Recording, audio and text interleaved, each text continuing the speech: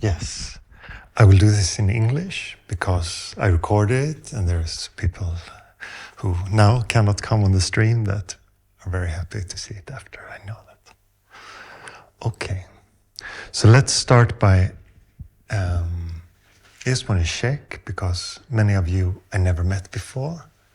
So I just have a little inkling of understanding your level of meditation and how much you have been exposed to any kind of meditation. Any kind of meditation, just raise your...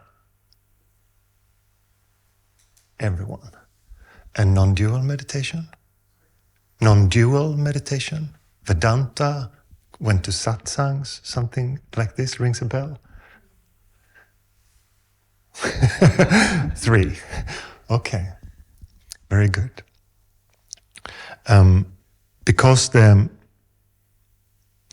if you Google meditation, it will give an explanation that is mainly based around concentration. But the depth of meditation is not that. It's just the entrance into meditation that is concentration. And meditation itself is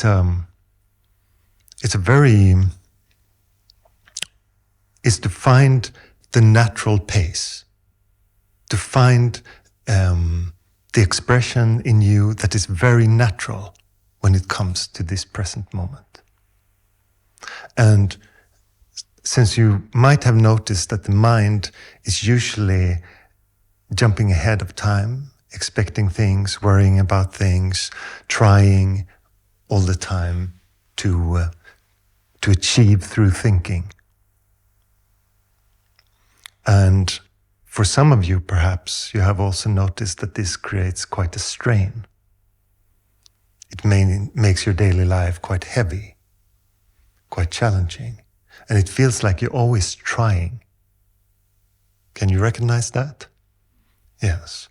To just keep up with the life, it feels like you have to try all the time. That there's always a sense of effort. And life itself unfolds very naturally, effortlessly. But since we always want to direct life in certain ways, we don't like our situation, so we want to change it. I want it to become more like this. I want my partner to be nicer and my children behave better, or whatever it is. All these things. But there are many things in this experience that we have no control over.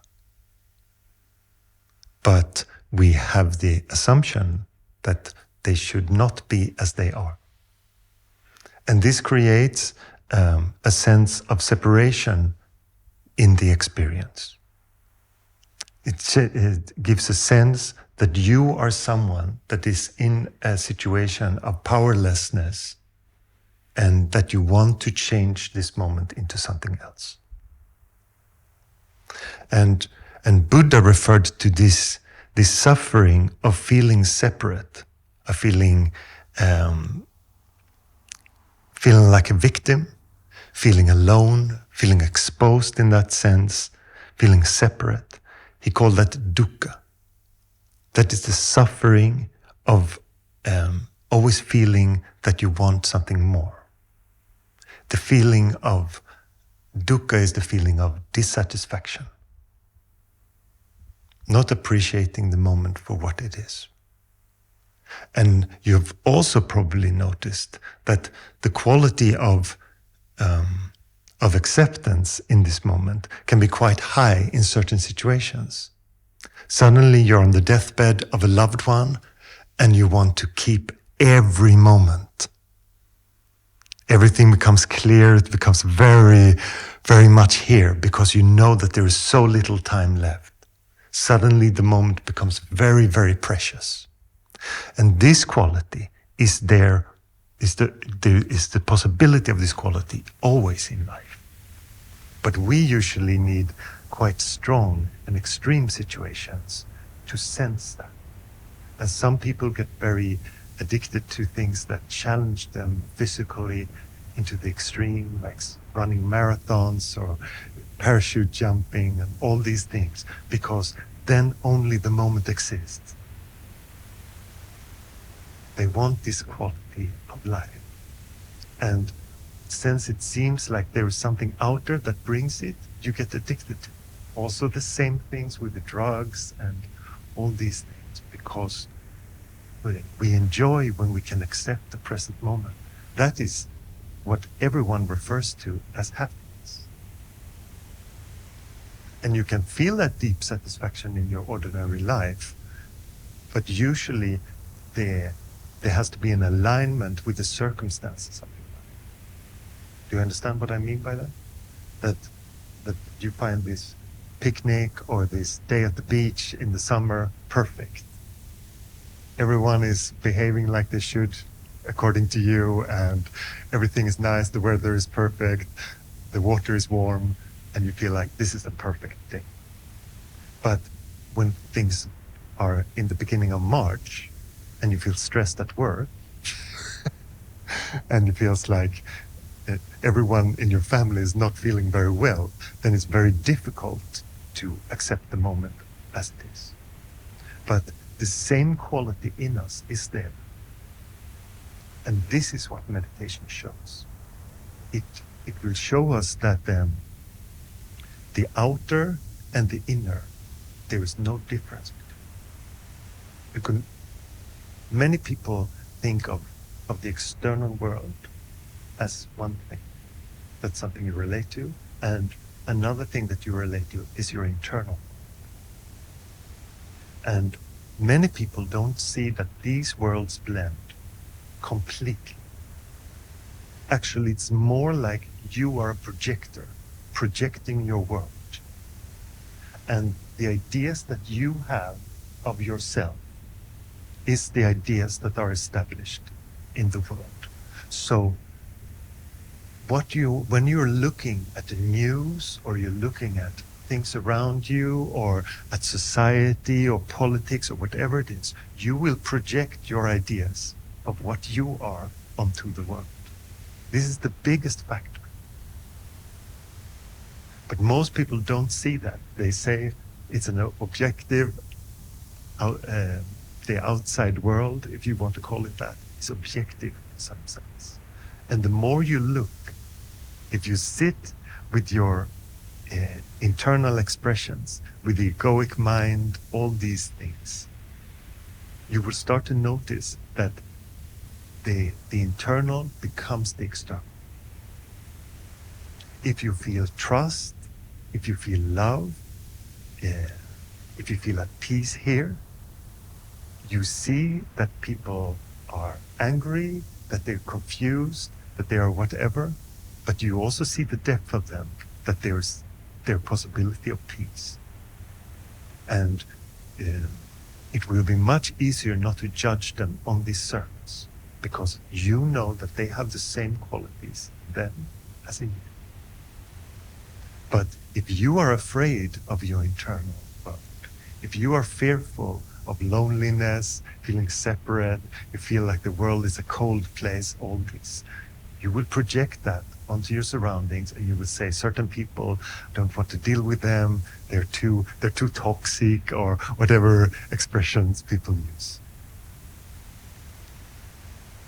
And what meditation can bring is when you start to be at peace with these things within, you will be at peace with them outside of yourself. So actually, in what you might think of as negative things today, certain people triggering you or provoking your fears or whatever it is, at a certain point, you will enjoy that. That sounds a bit crazy, but you will enjoy that, because it will start to show you that this is a fear that I am not at ease with.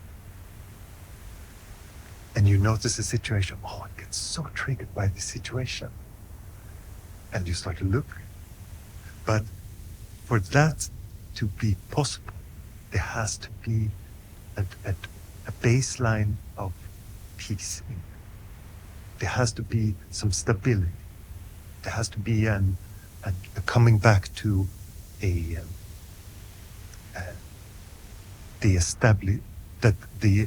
stillness in you will start to be established. Everyone has the capability of peace. I just want to be very clear with that, because we might think that it is monks or nuns or you have to live a very extreme life somehow, practicing meditation many hours a day. But all of you have the capability of deep peace. And it's much more a question of your approach to life. If you are curious about this, then the possibility for it to open for you is there.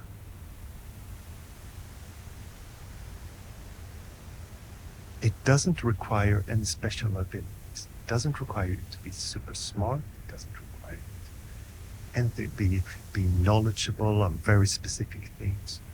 It's very easy if you look at many traditions that you start to believe these things, because they are scholars in their tradition. They can recite the Yoga Sutras and all these Gitas and all these texts. But the most prevalent thing that you have is your sincerity and wanting to know what this experience is, and wanting to know yourself. This is the greatest problem.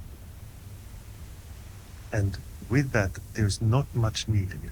It is good to have some guidance from a teacher and someone who has more experience of meditation than yourself. On my personal journey, it took me far too long to realize that. It took me almost 10 years to start to go to a teacher, because I thought that I could do it myself. And this kind of arrogance is I think it's very common. It feels like, yes, but I can read a text, I can understand this, I can do the practice. But at a certain point, you will get lost in your own ideas. So it's very good to have a teacher, and when you ask that teacher, that he will just very clearly point that out. And usually, if you practice for a long time, you never seek advice, it's usually so obvious. But the thing is, to the teacher that you come to, it will be super obvious.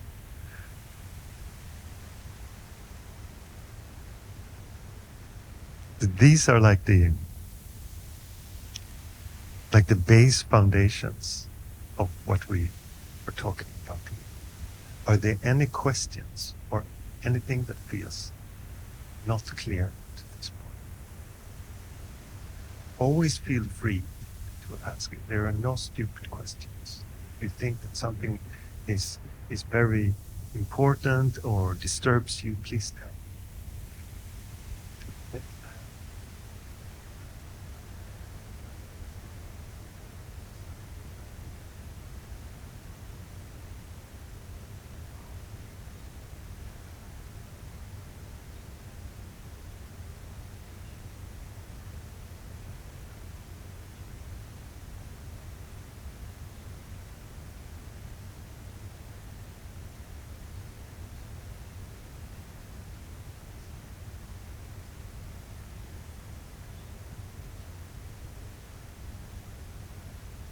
Yes, and in whatever way, and I use this example a lot, but I think that it's a very, very good way of explaining how it works. I told you about this woman who came to me for a year, and she listened to me, and she just said, I don't know what has changed, but my family has become much nicer.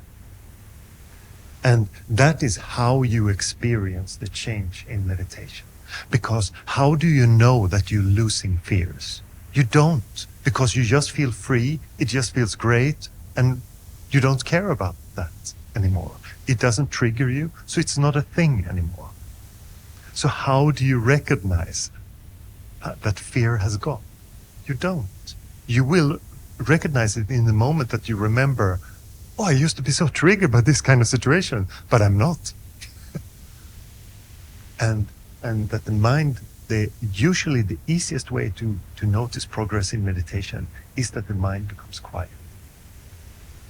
Yes.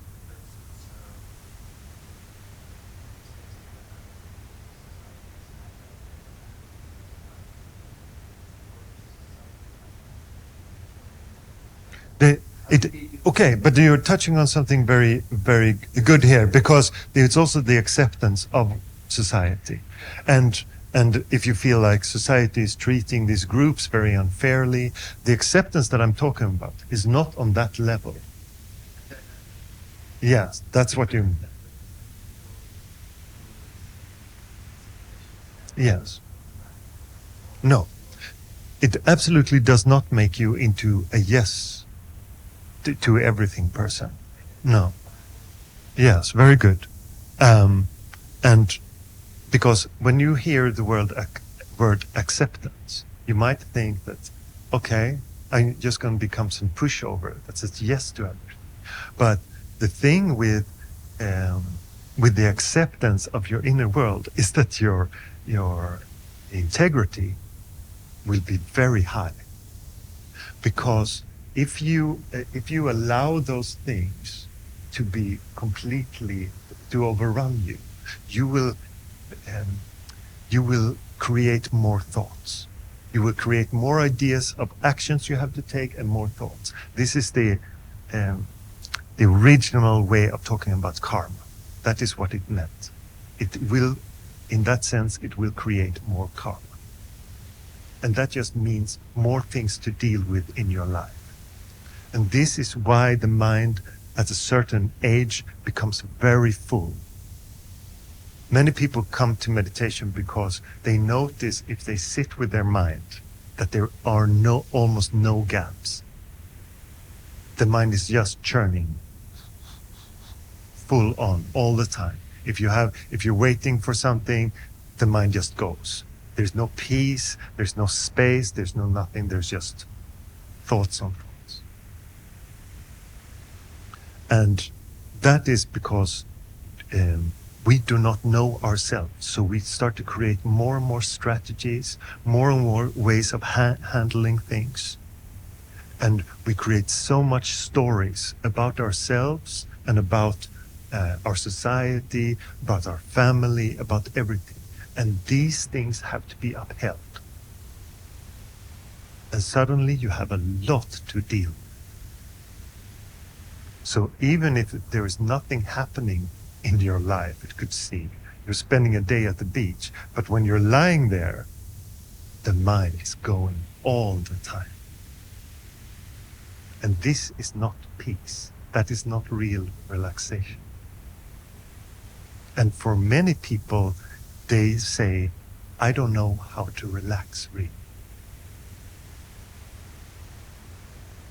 And maybe you have found some ways that work for you. Maybe if you go to a yoga class, you feel some peace afterward. Or if you do some physical things and the body gets exhausted, you feel some peace after that. But this normal everyday mind, for many people, is not especially peaceful. And to explore this deep acceptance of whatever comes in this moment. And that is the key. It's not an acceptance of whatever is happening. It is what is revealed in the present moment as expressions. And if you take now, we can just together close our eyes. Just see to it that you sit comfortably.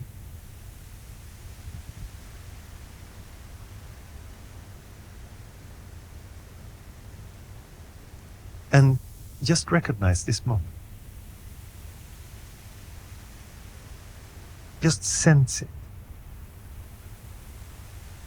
You can notice that there is thinking.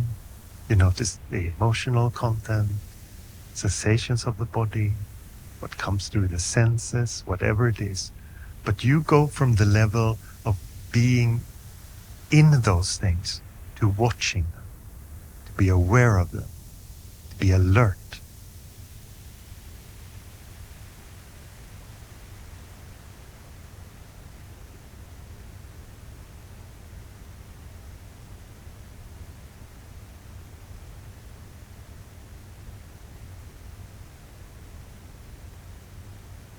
You just notice what is going on.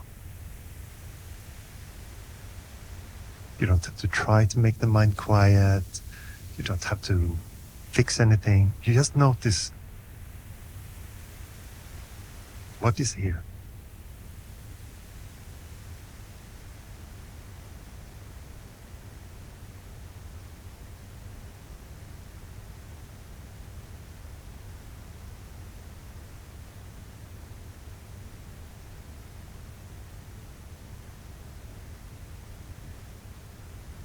And by moving your attention from the content of your experience to just watching it, it will feel like everything slows down.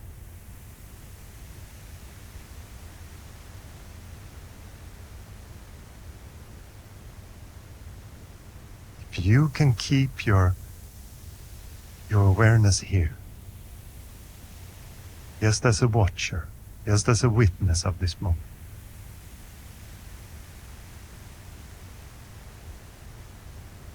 you notice that everything slows down.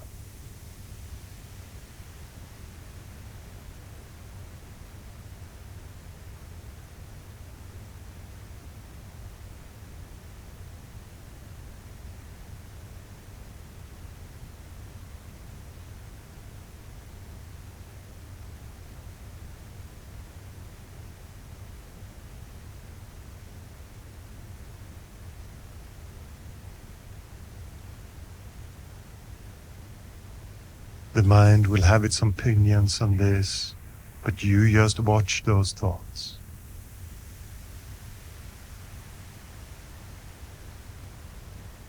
You stay in this witness.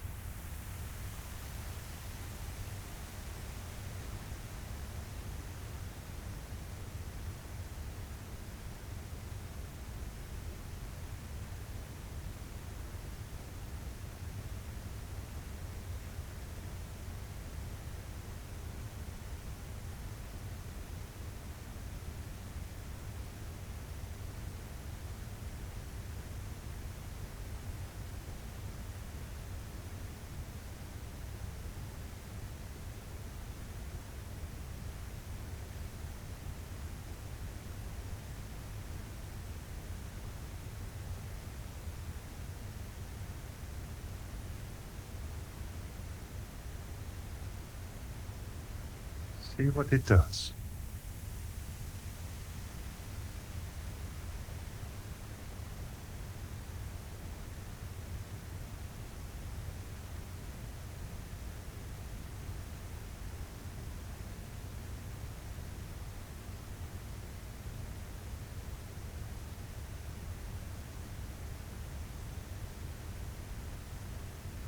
And as soon as you notice that you're drawn into the thinking mind, you come back to witnessing the thinking, the expressions of the body, what comes through the senses.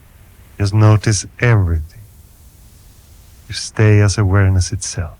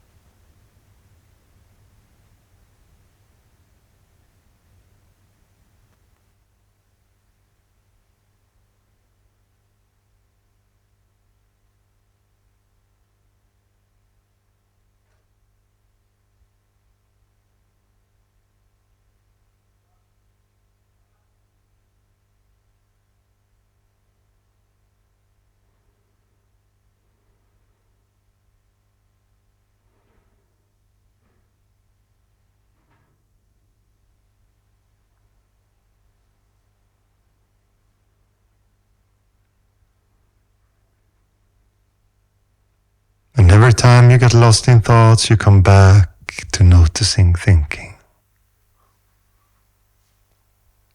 This breaks the old patterns of the mind.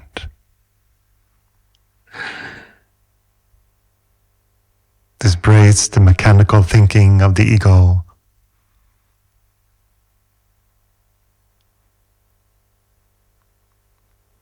This is what creates space.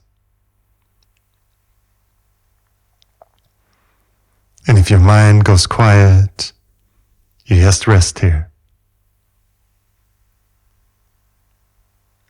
I know that it can feel disorienting at first.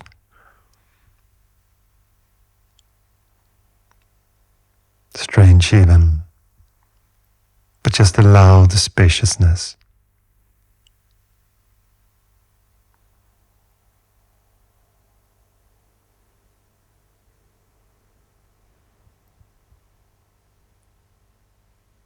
It can feel like the thoughts want to pull you back into them, but you just stay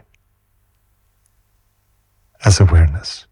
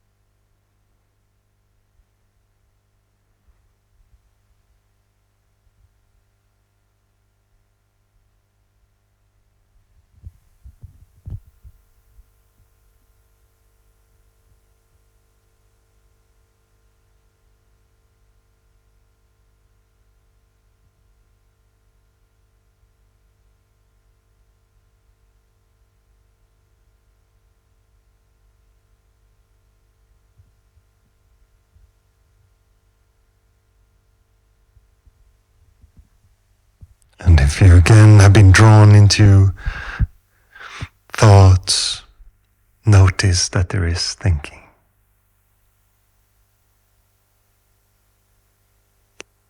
That it is possible to observe.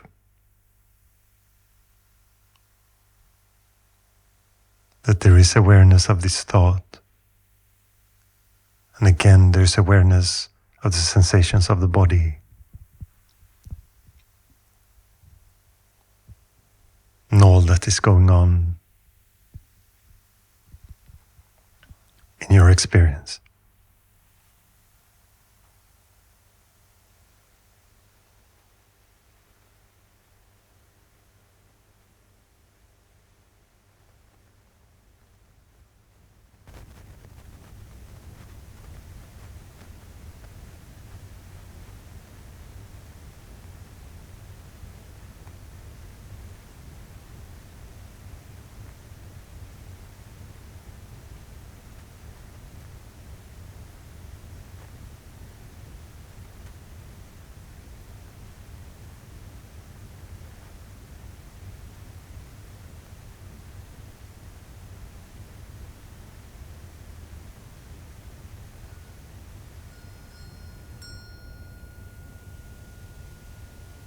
And open your eyes. Move your body a little bit. If you need to.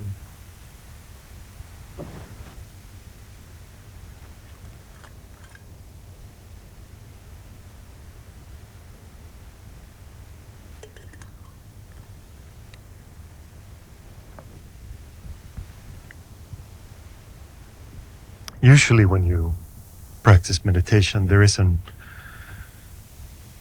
for many people it's just a matter of concentrating on an object like the breath or bodily sensations or mantra or visualization. There are many, many ways. And these things are just meant as an help to break this pattern of the mind. And in some traditions, it is seen like just the simple meditation practice that I gave you now, to just stay as awareness and to be observant of thoughts. Was it possible? Could you come back to it? Could you notice that there is thinking? Would there be, is there an experience of some space between you and your experience? Do you understand what I mean by that? That you can notice that there is thinking, you can notice that there is emotional content, you can notice the experience of the body. And usually in our lives, we don't think about the world like that. We think just that we are in the world and that the experiences and the thoughts, they belong to me. And what the meditation can show you is that there is space between you and your experiences. And what that does is that you start to understand that they are not personal. They're happening in your experience, but it doesn't mean that they say something profoundly about you. Thoughts of worry, for example, they're completely meaningless. I think most people agree on that. Some people have a sense, but I'm better prepared if I worry, and things like that. But they're more or less completely useless because they never fit with what is going to happen. If you would do statistics on worry, you would see that it's like 97% inaccuracy. Almost none of it happens.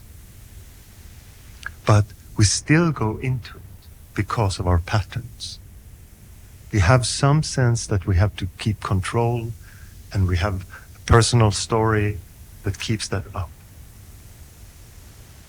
But this is one of the things that might completely go with practicing meditation.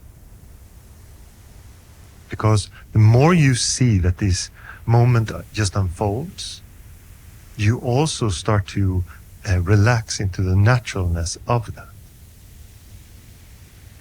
That there starts to be a deep acceptance in you that, okay, life is going to happen. And sometimes it's going to happen in ways that I could never predict, that doesn't feel nice, but that is what is happening.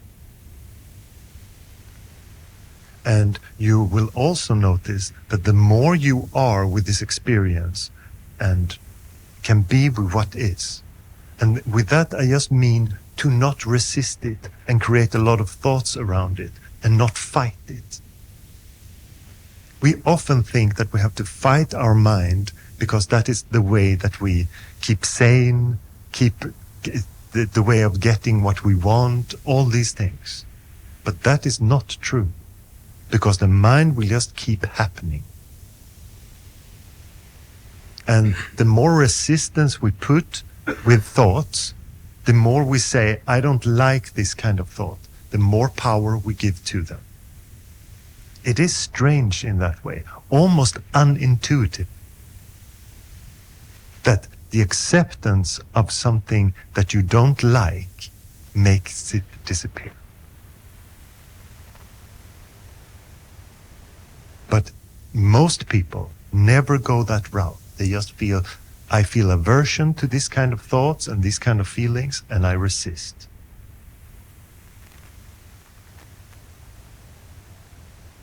You're afraid of a sense of deep sorrow, for example. Many people carry that. And in the acceptance of that sorrow, you have to really sense it. And a part of you says, I don't want to feel this. I'm not ready. It's too much. But in that acceptance is the naturalness of it. And as all feelings, they just want to be felt. And the resistance to that feeling will just keep it being a very big mental thing for you. And when this part of the practice clicks, it becomes much easier to relate to all emotions because you know what they want. You don't have to pick and choose anymore. I want these emotions, I don't want these emotions, because you will say, okay, everything is gone. And in the deep acceptance of that interior in you, you will also, as I said before, being able to accept someone else's sorrow. And it would be very obvious how to be with them. Because this is also something that we do a lot. We try to fix each other. If someone is sad, if someone feels sorrow, you feel like, what can I do for them? How can I fix them? But when you notice that the best thing that you can give yourself is to be in acceptance and awareness of what is going on, you will start to understand that this is the best thing that you can give to someone else. Just be there. Last year, I was in a beautiful situation in a way with my parents because my grandmother we were on her deathbed. It was obvious that she had like hours left. And my father, who is a great doer, he just walked back and forth. We were sitting by her bed and he just paced in the room and he said, I don't know what to do. And I said to him, there's nothing to do for her. You can just be here. And then he calmed down and he could sit with her and he just held her hand. He just caressed her. And it was so beautiful to see. But because we're so used to, just like my father, to be in this doing. And it takes someone sometimes to point out all that is needed here is being. And with most situations, that is, and if there is a doing that is there, that is really supportive, it will be so obvious. But we're always first in this fixing mind. How do I fix your sorrow? How do I fix your tears? I don't want you to cry. But maybe the crying in this moment is the best that could happen for that person.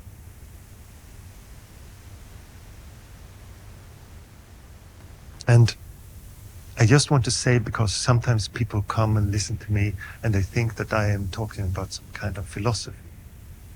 To me, what I'm talking to you about is not a philosophical, intellectual play.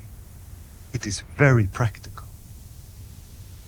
It is just how to relate to life. And meditation is not something that is outside of that. It's very different from learning a martial art or dancing or something else. It is just how to approach life more naturally. And it doesn't matter your beliefs or your religion or any of that. You might see me and you see that I wear orange and have strange clothes, and you think that I am part of something. But that is just the culture that I have learned these things from. So to me, I just pay respect to that. That's it. But it's not bound to anything. I have not taken any vows. Nothing like that. I just want to be clear with these things, because there might be some ideas of who I am also. Yes.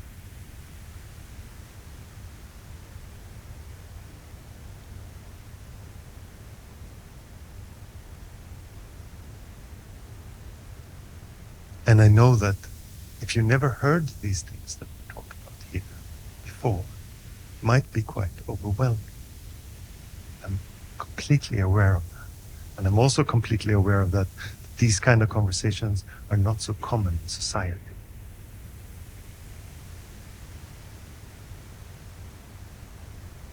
Most people don't talk about in depth how to relate to your emotions and to your thinking.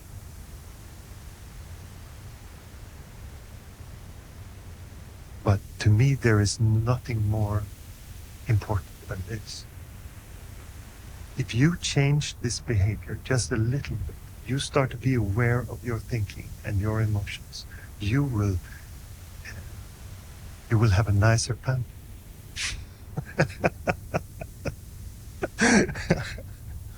The external world will not seem as harsh because you know the softness that is in your own heart.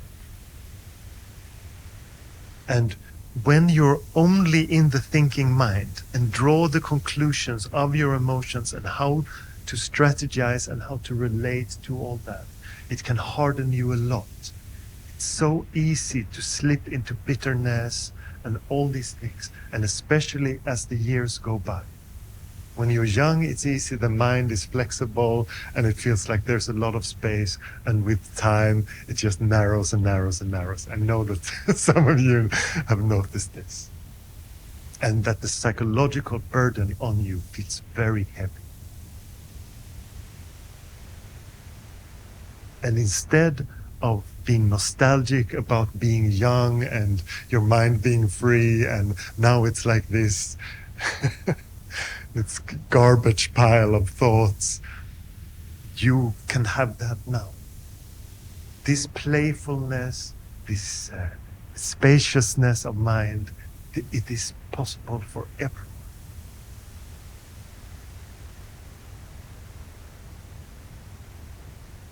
I started to teach many years ago now, but when I was younger, people had a bigger difficulty believing what I said because they just thought, you're still quite young. So it's good now that I start to get old. And they notice he's just the same.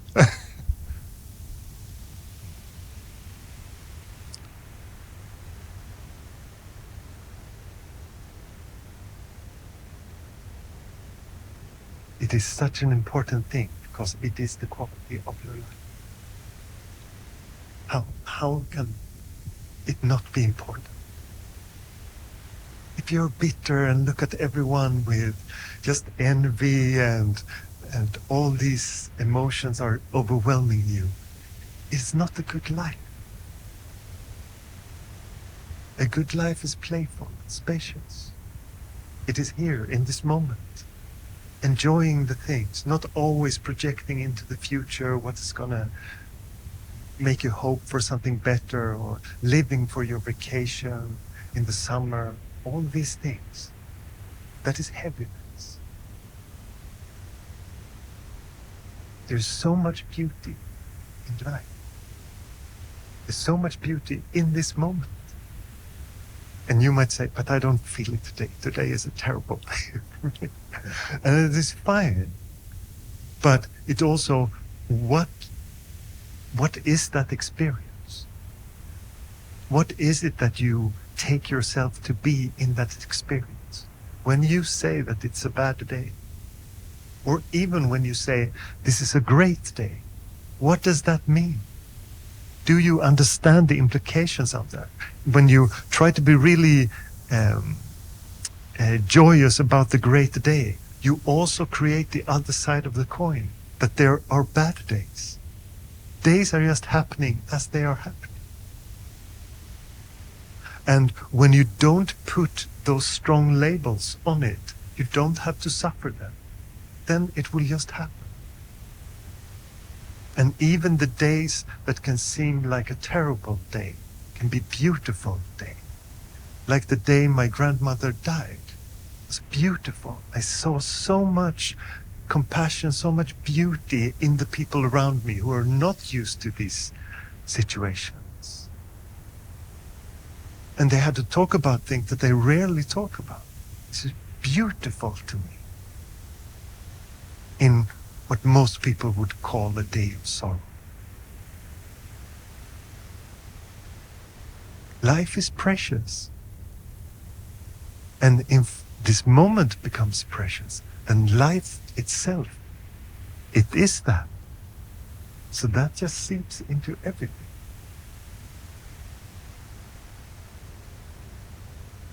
And it's so easy to go into your mind and think, I just have to go through these next couple of weeks, I just have to survive.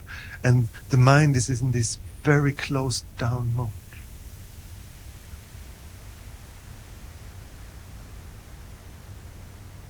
And if your time would be short, if you would know that a month from now this body is gone, you would act completely differently probably. You would see that every moment counts. What do I really want to do? Why am I doing these things that I don't really like?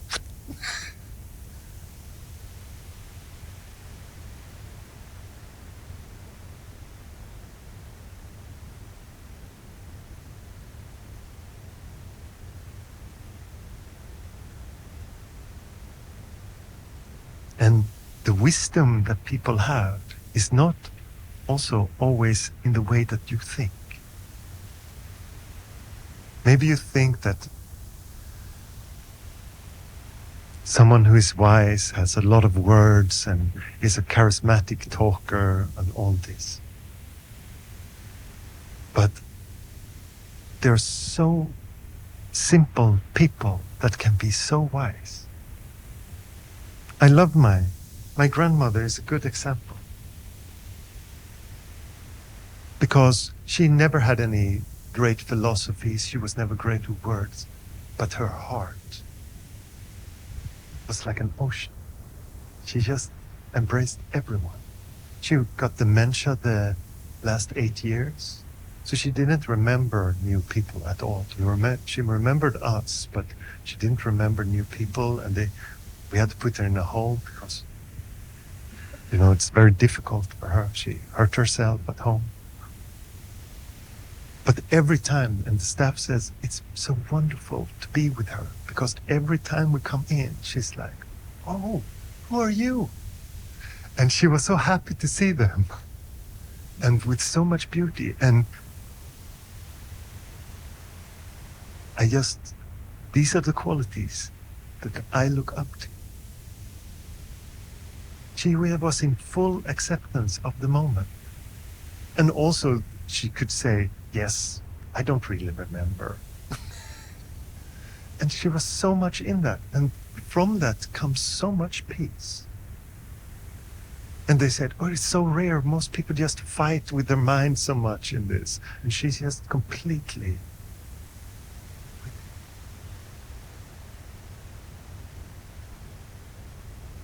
And I just want to say that because I want to also, people meet me and they say, yes, but it's the words that makes it somehow.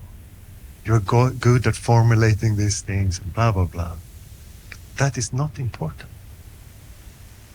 Much more important is the practice of being. Noticing what is in this moment and being with it. And being very honest with it.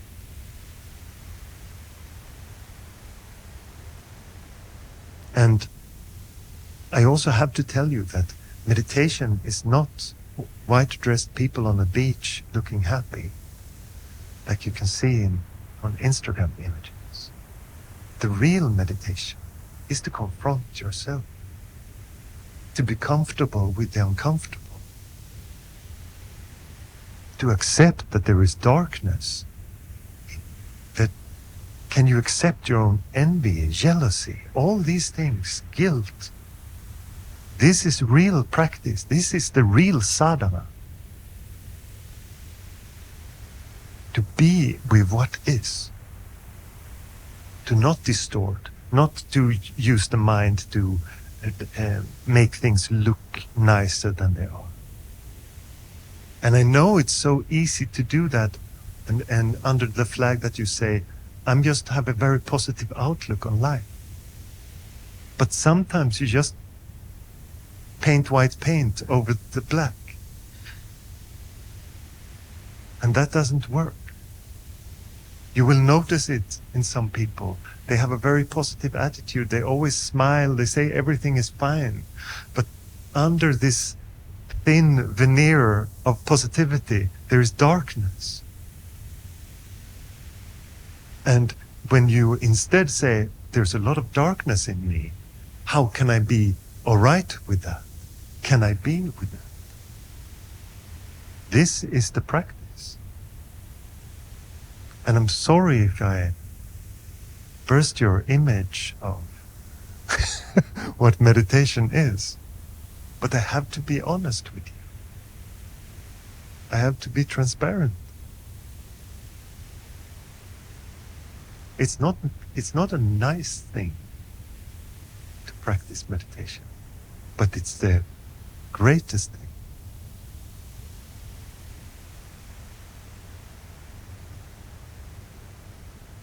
And it's not a simple progressive path of your mind getting more and more silent and you're getting more and more peaceful. As soon as the mind starts to get silent, your old crap will start to come up to the surface. That is what real healing is for the mind. When there is space, then there is the possibility, okay, you have these old fears, these old traumas, okay. Now your mind starts to become peaceful and everything rears its head. And you will say, this meditation is terrible. Of course it is. Because it shows what is. But it's also very honest. It's very transparent. It's very real. It's not a fairy tale version of meditation. And this is the real beauty of it. That is practical. And it's everyday life, and it's just the reality of things.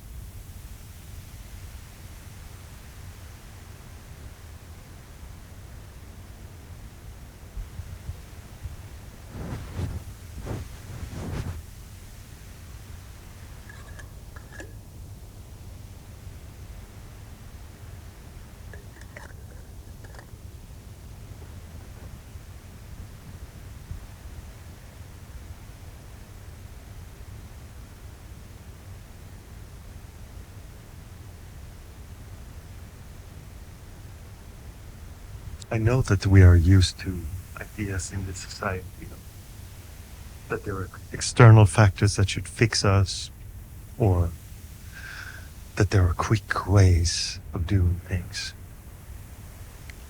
And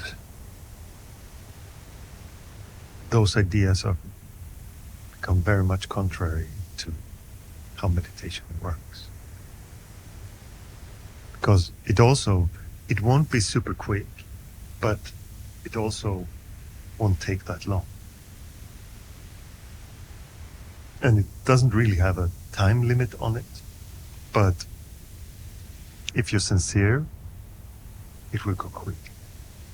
If you're honest, if you meet yourself in the emotions that are challenging, much will happen in a very short time.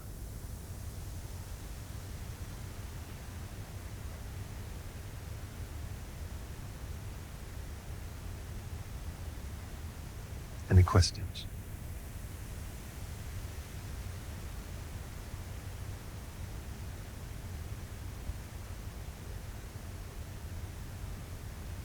Am I overwhelming you with stuff? A little bit.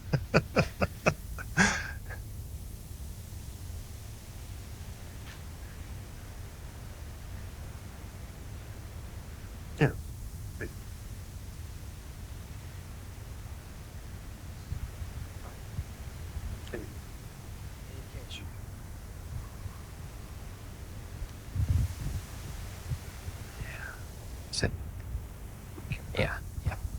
I don't really know how to phrase this, but I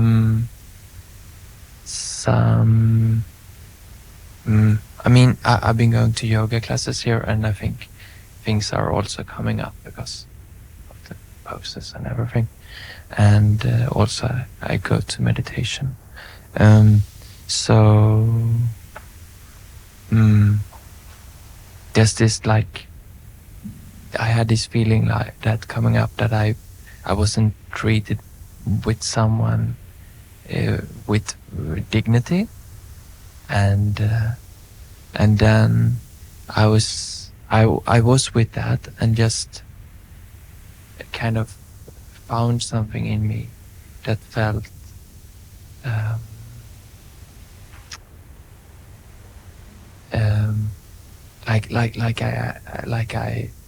like I valued myself, like I don't take that crap.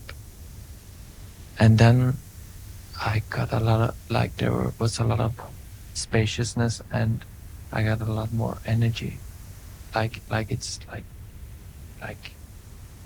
that fear, or that kind of like taking crap from people, it really takes a lot of energy from me.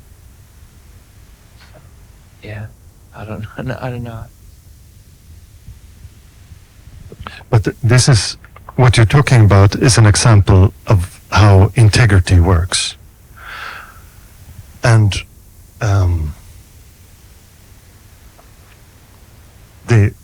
I think most people that have the disposition that you have, that one wants to be liked by other people, so you come into all kinds of situations, I think that is very common. You want to be seen as a nice person, so you want to be pleasing, and you don't want to create conflict and all this. And I know that you have been assisting me now for a couple of weeks in the meditation classes. And when you deal with me, does it feel like I ever, my integrity is ever compromised? No? Why is that? Yes, but it's just very simple. It is just love. It is not something complex, or it's not a strategy that I have. It's just that I have love. I have, when I do work with you, I have love for you, and I have love for this body. So I can also not allow your integrity to be compromised when I see it, if there is any possibility for it, and not for this body as well. But there is no, it is not a strategy. I just want to make that very clear, because this is in us. And this is a good example of what we talked about when it talks about accepting this moment.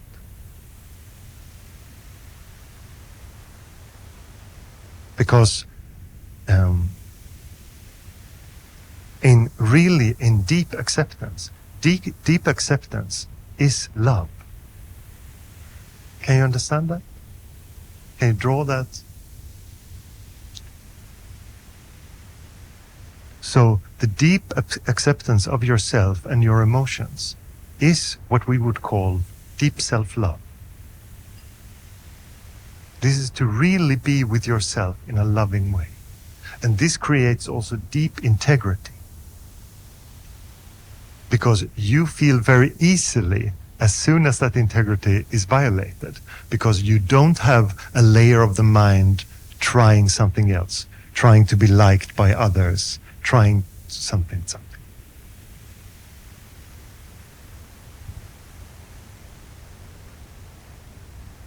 So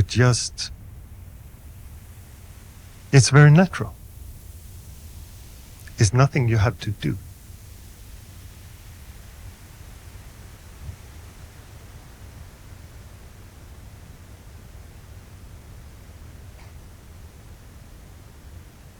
And we have all kinds of ideas what love is. We talk about it as in certain situations, it's talked about as some kind of more like a business deal. I like these aspects of you and you like these aspects of me, and that is what we call a loving relationship. But that part of it, that is more or less just liking a certain aspect of you and the other liking a certain aspect. Love is free. When I talk about love, I talk about the big love. To completely accept. Because that also transcends the whole idea of you and me.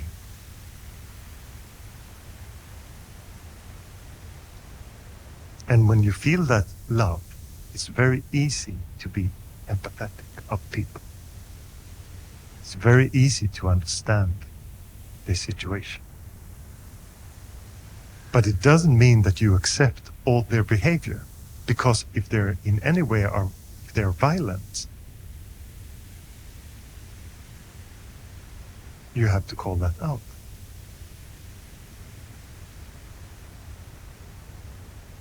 So it's strange in a way, because on the surface it can seem like the person is doing something quite harsh, but it's doing it for the good of the situation.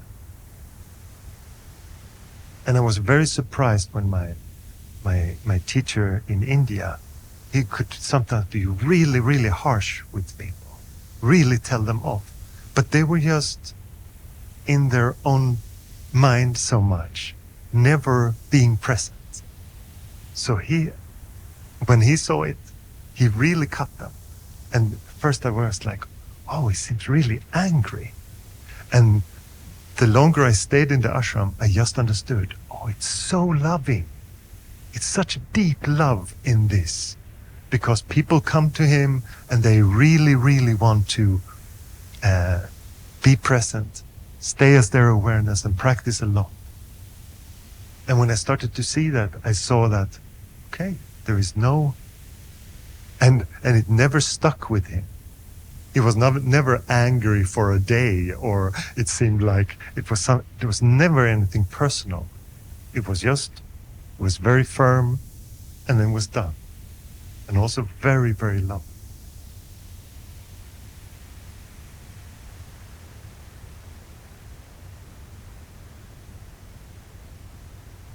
But we walk around with all these ideas. How is a harmonious person gonna act?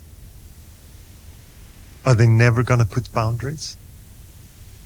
And our ideas are usually that these super pleasing people are very harmonious because they create no friction for you. But maybe what you need is friction in the right places, where you create separation and violence to be told that.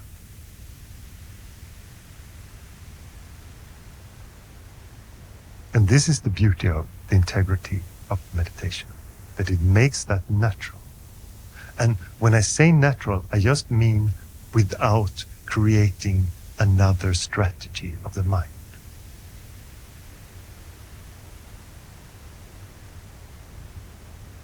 It comes from the spaciousness of mind. And I think that this is very difficult to talk about. Because if you have no experience of it, you will just create another idea of what this is. Okay, it sounds nice. I'm going to go into my mind and I'm going to start looking for it, you will say.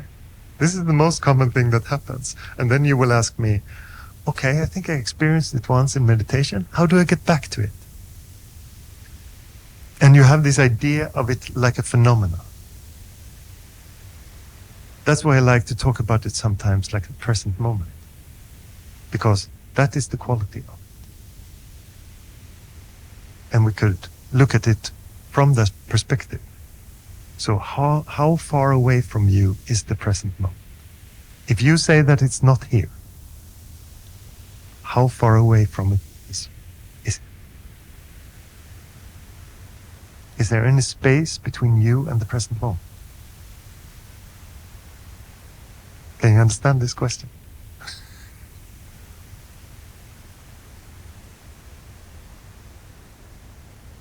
And if you look at life itself, what is life? Is it your thoughts about the future? Being nostalgic about the past? Or do those things also happen in the present moment, just as thoughts? As soon as something happened and you start thinking about it, where does that thought take place? Does it really take place in the past? Or does it also happen in this moment? And all these things are possible to know, but you just have to look at them.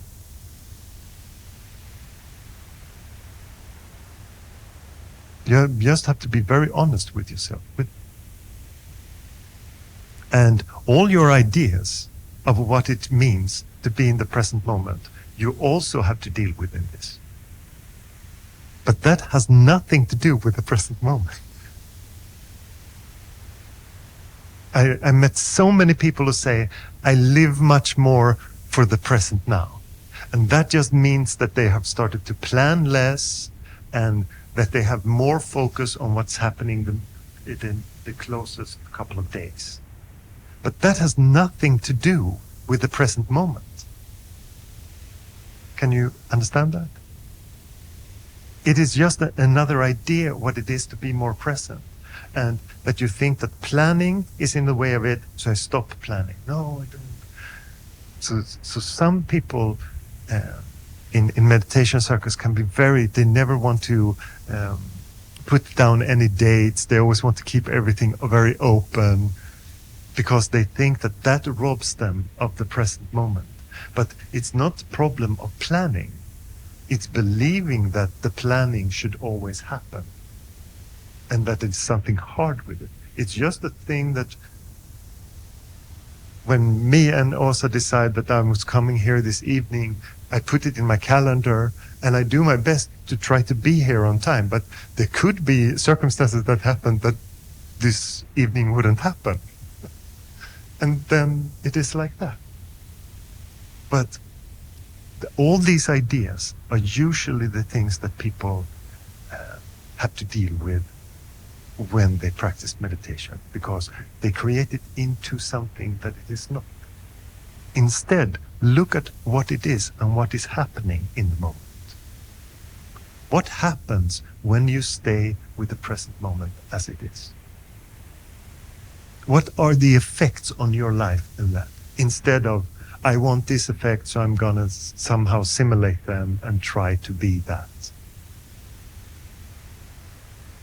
Because then it's just more distortion of the mind. It's just more trying.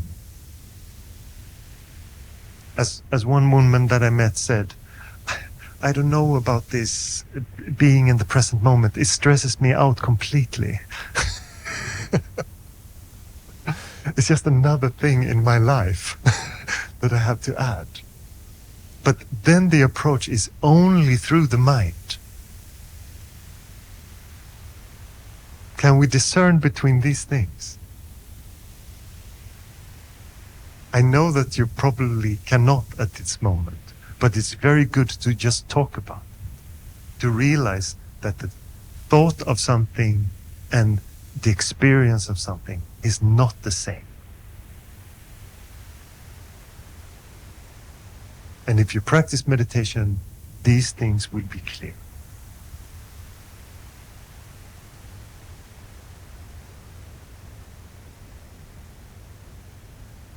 Thinking and the idea of things and what you are as an idea in the world is the biggest obstacle in meditation. In the beginning, you might say, oh, it's outer circumstances like this, and it's why I have to do this, and that's why my practice is difficult, and I have to be, some things have to fall into place, my life is too chaotic, whatever it is. But at some point, you start to realize the only hindrance there is the idea who I am.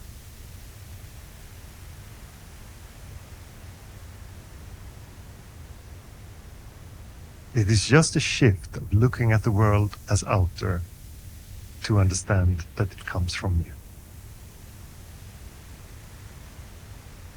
And I think that when you hear about meditation, it's just, as it says on Google, it can help you with depression, it can make your mind more focused. These things are very superficial.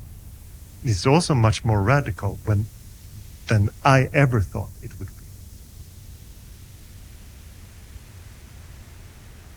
When I was 23 and started with meditation, I just wanted to get rid of my depression, and I wanted to know a little bit more what I am and what is happiness. Because I know I came into I started working at 17, so I started to hang out with adults, and I noticed that they are not happy very quickly. I thought that when I was a teen, I thought that perhaps adults have figured it out, and I realized quite quickly they have not. They're miserable, most of them. So then I got curious. How do you get happy? Where is happiness hiding? It seemed to be there sometimes, but how does it happen? And the moments that create happiness, it seems like whatever creates that, you just try to replicate that again. Or you get super nostalgic about the time when you were happy, and you're a bit bitter about it.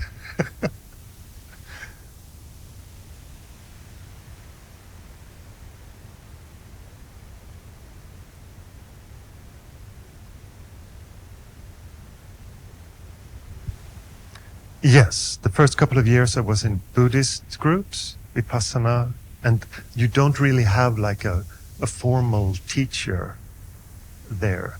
It's just there are some instructors on site and you can ask questions, but mainly they have just learned how to answer you. So it's not a very living, you don't have a living teacher like that.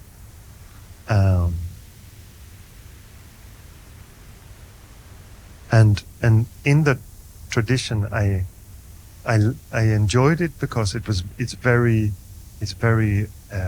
oriented in if you meditate a lot and working hard, you will see results, and I think that I really liked that when I started that.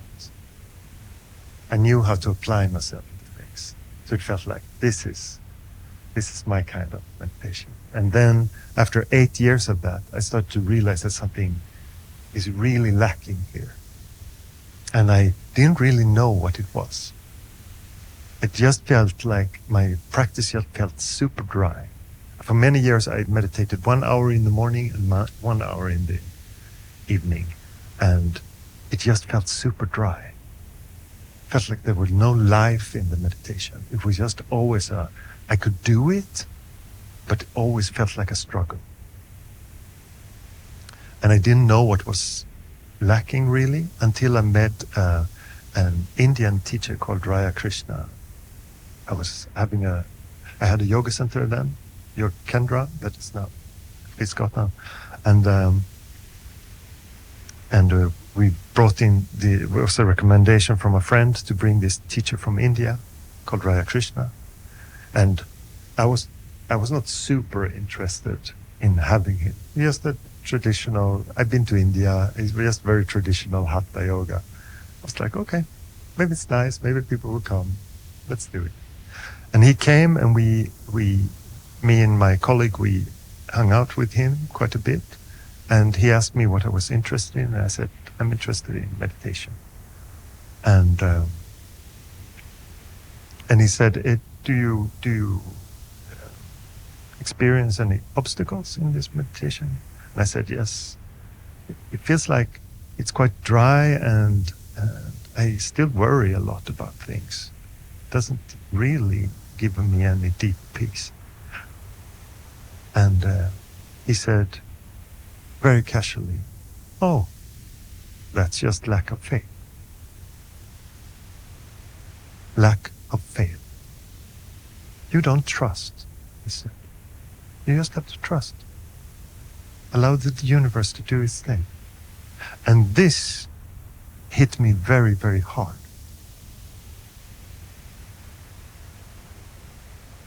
Because because I had felt that those things were there. They're very much in the yoga community, which I was a part of, and in the meditation community. There are parts of these expressions that people sing together and all these more devotional. But I had always felt that that is too religious for me. I think I can find a path that is more secular, that is not so religious. I really didn't like that. And but I understood what he said was completely true. So it disturbed me a little bit, because I noticed that I had avoided those things. And then I said to myself, okay, maybe I become some religious lunatic now, singing songs, having an altar, doing all these ceremonies and stuff. But this seems to be the thing that is lacking. And to me, it was so counterintuitive that it felt like I had to do things to create this space in my mind. That was such a strange thing to me. It felt completely unintuitive. It felt like, how can I add doings and that will create some peace of mind? I don't understand it. But when I did it, and we had, at the yoga studio back then, we had kirtan groups where you could sing bhajans together. So it was so easy it's just that I didn't go before. So it was also no friction. No effort was needed. I just had to go where I did not go before. So I started to do it, and I noticed that it just did exactly what he said. It shut my mind down. It made it quiet. And I started to realize that I have to trust the universe itself to do its thing. You can call it whatever you like, but there is a force that just shows you what you need to see. And for me, who came from with academic parents, I'm not baptized. They always want, you choose yourself, but we don't really like religions. Is where I'm coming from. And that makes what happens in my life even stranger. That I've been so much to India, and I've been so much, and now I know religious people from all kinds of backgrounds, and priests and rabbis and all these people. Because I also started to realize that everyone is looking for the same thing. On the surface, it can seem like you're promoting a certain culture, but every person, if you're secular or if you're in a religious setting, you want happiness. You want peace. Deep, fulfilling peace. Not because you do things, but that just comes naturally. Everybody wants that. They can have their strangest ways of showing how they want that, but they want that. And it gets projected in all kind of ways. The ideas that it is outside somehow.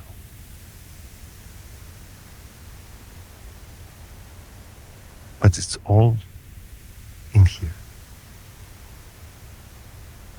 And I just want to say there's so many things that I could have never thought out.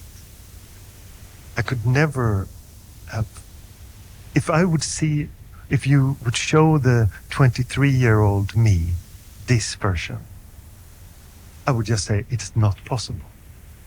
I would never accept those things. Why is he dressing in orange? Why is he doing these things? Why does he have pictures of Indian gurus? That is stupid, the 23-year-old me would say. But the deeper you go into it and you feel this reverence and you understand that certain people have just, all they do in their life is knowing themselves and then teaching that. And people misinterpret them in all kind of ways. They get hate from certain groups. They're considered being against this religion or that religion, or too much of this or that, all these things. But in their heart, there is none of that. So I have so much reverence for teachers like Ramana Maharshi, Nisargadatta Maharaj, Ananda Mayama, all these mostly Indian teachers that has been in these traditions and just did their thing, no matter what the outside world thought.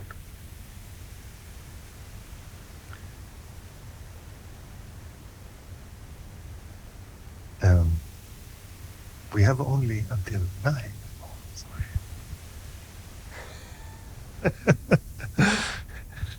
The time has gone very quickly. I thought that we could sing something. Would you like that? I don't know if you're used to singing kirtan or bhajans, but we can just sing one together and you can see how you feel it. This is the thing that Radha Krishna got me to do. Not by force in any way, completely voluntary.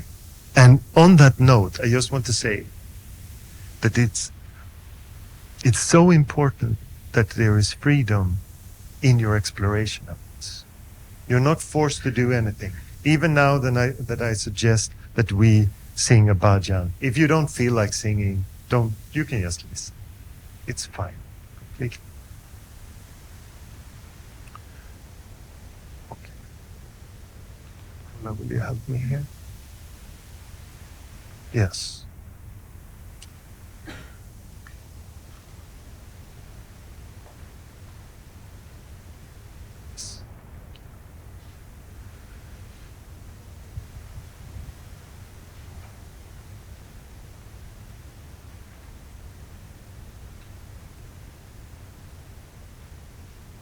Yes, there are 2 more.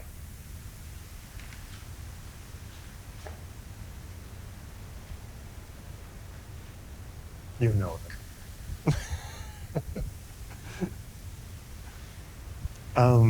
Before we sing, is there any question?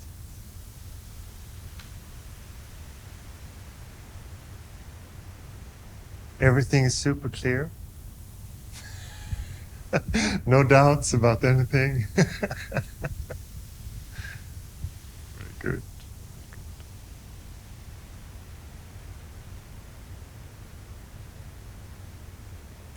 I just want to say that